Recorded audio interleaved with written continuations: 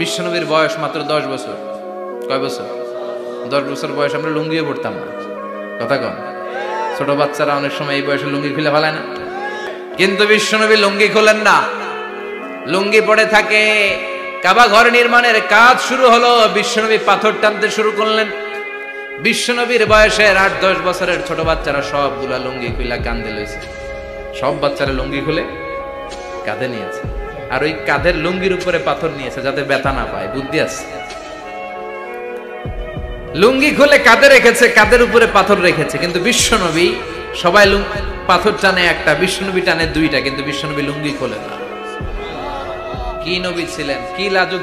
বিশ্বনবী পাথর টানে কিন্তু লুঙ্গি খোলে। আশেপাশের বন্ধু বান্ধব সব লুঙ্গি খুলে টানতেছে।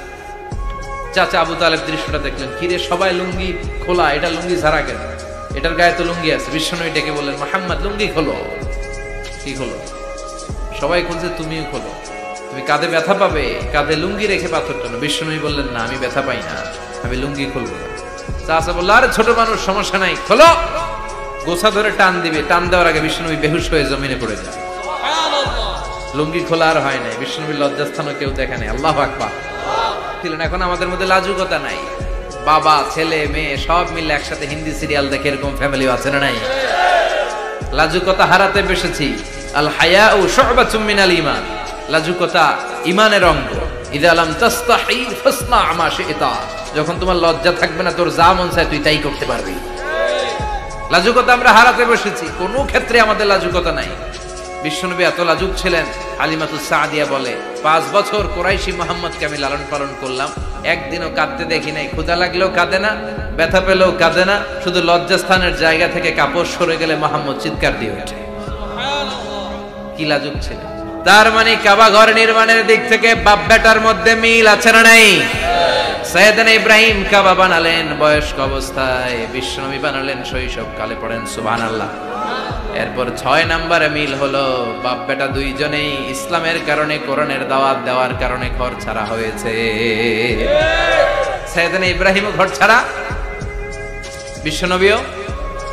বিশ্বনবী ঘর ছাড়া হলেন, মক্কা থেকে গেলেন মদিনায়। কিন্তু সাইয়েদনা ইব্রাহিমের ঘর ছাড়াটা এত সহজ না। উনি জন্মেছিলেন ইরাকের। ইনশাআল্লাহ পড়েন। এজন্য বাপ বেটার 6 নাম্বার মিল, বাপ বেটা দুজনই ঘর ছাড়া, বাপ বেটা দুইজনই জন্মস্থান ছাড়া। বিশ্বনবী মক্কা থেকে মদিনায়, আর সাইয়েদনা ইব্রাহিম নিজ এলাকা বাবেল থেকে গোটা বিশ্বের আনাচে কানাচে। চিল্লায় বলেন ঠিক কিনা? 6 নাম্বার মিল, বিশ্বনবী বললেন, ইন্নী হারামতুল মদিনা কামা হারামা ইব্রাহিম মক্কা।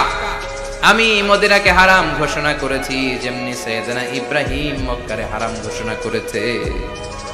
আপনারা যারা হজ উমরা করেছেন তারা জানবেন, মক্কা মদিনার চারিদিকে একটা বাউন্ডারি আছে, এটার বলে হুদুদুল হারাম। পিলার আছে, ওই পিলারে লেখা হুদুদুল হারাম। কি লেখা? এইখানে মারামারি, ঘুষাঘুষি, খিলাখিলি সব হারাম। খুন করেও যদি, সৌদিতে খুন হয় না, কথা কয় না? সৌদি আরবে ধর্ষণ হয় না? হয়তো কম হয়। খুন হয় না? হয়। কোন খুনিও যদি এই হুদুদুল হারামের ভিতরে ঢুকে, পুলিশ ওরে মারতে পারবে না। ওরে ভুলায় ভালায় ফুসলায় বাইরে নিয়ে মায়ের। হুদুদুল হারামের বাইরে নিয়ে মায়ের, ভিতরে মারামারি করা যাবে? তো এই যে হুদুদুল হারামের বাউন্ডারিটা, মদিনারটা দিয়েছেন, ঠিক করে দিয়েছেন বিশ্বনবী, আর মক্কারটা দিয়েছেন সাইয়েদনা ইব্রাহিম। বাপ বেটা মিল আছে না নাই? এরপরে বাপ বেটার মধ্যে 7 নম্বরে মিল হলো, বাপ বেটার একজন হলো সব নবীদের নেতা, আর একজন হলো সব নবীদের পিতা। একজন সব নবীদের নেতা বিশ্বনবী, ঠিক কিনা? আরেকজন সব নবীদের পিতা সাইয়েদনা। এই জন্য আমরা যখন শেষ বৈঠকে নামাজের শেষ বৈঠকে যখন সালাম ফেরার জন্য প্রস্তুতি নেই, তার আগে বাপ বেটা দুইজনের উপরে সালাম আছে না নাই? একটা দুরুদ আছে না নাই? দুরুদের নাম দুরুদে আল্লাহুম্মা সাল্লি আলা মুহাম্মদ ওয়া আলা আলি মুহাম্মদ কামা সাল্লাইতা আলা ইব্রাহিম ওয়া আলা আলি ইব্রাহিম ইন্নাকা হামিদুম মাজিদ। আল্লাহ সাইয়েদনা ইব্রাহিম ও তার বংশের উপর যেমনি রহমত প্রেরণ করেছেন, বিশ্বনবী ও তার বংশের উপর রহমত নাজিল করে।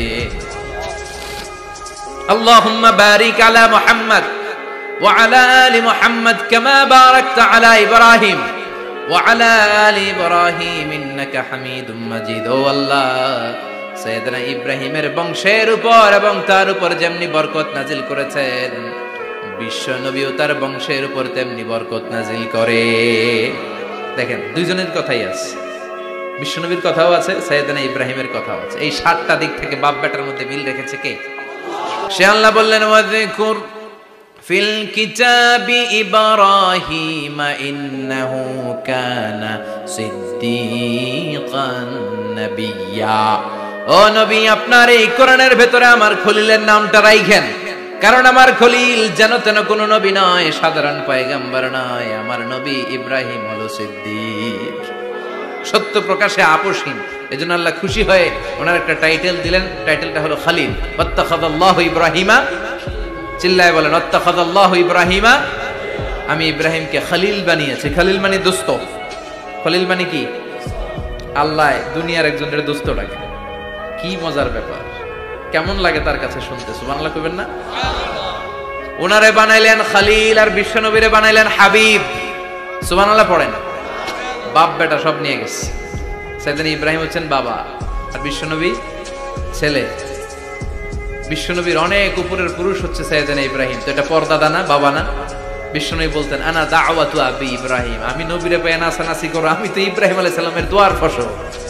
উনি যদি মক্কায় দাঁড়িয়ে দোয়া না করতেন, আমার বিশ্বনবীর জন্ম হতো না। সুবহানাল্লাহ পড়েন। এজন্য বাবা হলো খলিল, ছেলে হলো হাবিব। খলিল মানেও বন্ধু, হাবিব মানেও বন্ধু। খলিল মানে এমন বন্ধু যেই বন্ধু আল্লাহরে খুশি করার জন্য কাজ করে, আর হাবিব মানে এমন বন্ধু যারে খুশি করার জন্য আল্লাহ নিজে কাজ করে। কার পাওয়ার বেশি? হাবিবের কয়েক ডিগ্রি বেশি। সুবহানাল্লাহ পড়েন।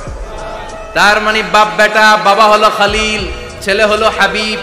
এই বাপ বেটার মধ্যে অনেক বিষয়ে মিল আছে না নাই? হাদিস কোরআনে খুঁজলে আপনি অনেকগুলো মিল পাবেন। আজকে 7টা মিলের কথা শোনাবো। সাইয়েদনা ইব্রাহিম আলাইহিস সালাম আর বিশ্বনবীর মাঝে 7টা মিল খুঁজে পাওয়া যায়। চিৎকার করে বলেন কয়টা? শুনবেন? কষ্ট হচ্ছে? ঘুমে ধরছে? রাত তো অনেক হয়ে গেল। সর্বনাশ, 11টা। হ্যাঁ, শুনবেন? কতক্ষণ? সারা রাত। তাকবীর পড়া যাবে? হ্যাঁ, জোরে না আস্তে? ভাগাভাগি করে দেন। শুরুতে বিবাহিতরা দেন, তারপর অবিবাহিতরা দেন, তারপর সবাই দেন। দিবেন? বিবাহিত কারা কারা আসছেন দেখি? ঘটন নাকি? অবিবাহিত নাই এলাকায়? হ্যাঁ, কম। মাশাআল্লাহ, তো বরকতের এলাকা। আলহামদুলিল্লাহ। দেখি অবিবাহিত কারা কারা আসছে? ওমা, এগুলো এলো কই থেকে আবার? 2 হাত করে তুলছে না? 1 হাত, 1 হাত। ঠিক আছে, মাশাআল্লাহ। শুরুতে বিবাহিতরা দেন, এরপর অবিবাহিতরা দিয়েন। শুরুতে বিবাহিতরা রেডি হন। আমি লিল্লাহি তাকবীর বললে আল্লাহু আকবার। গলা ধার দিতেছে অনেকে। বিবাহিতরা রেডি? দেখবো কাদের পারফরম্যান্স কেমন হয়। বিবাহিতরা পড়েন লিল্লাহি তাকবীর। অনেক আওয়াজ, সংখ্যায় বেশি এরা। এবার অবিবাহিতদের পালা।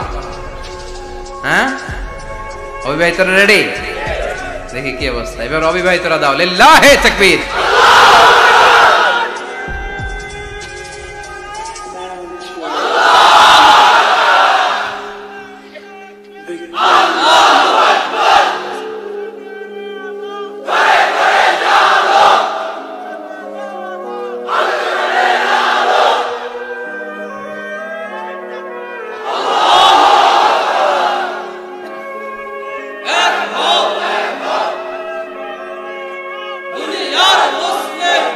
মাশাআল্লাহ, সবাই মিলে 3টা পড়েন লিল্লাহি তাকবীর, লিল্লাহি তাকবীর, লিল্লাহি তাকবীর। ঘুমটুম আছে না গেছে? বাপ বেটার মধ্যে কয়টা মিল? চিল্লায় বলতে হবে কয়টা? 1 নাম্বার মিল হচ্ছে ফেস কাটিং এ মিল। সুবহানাল্লাহ। সাইয়েদনা ইব্রাহিম আর বিশ্বনবী চেহারা একরকম।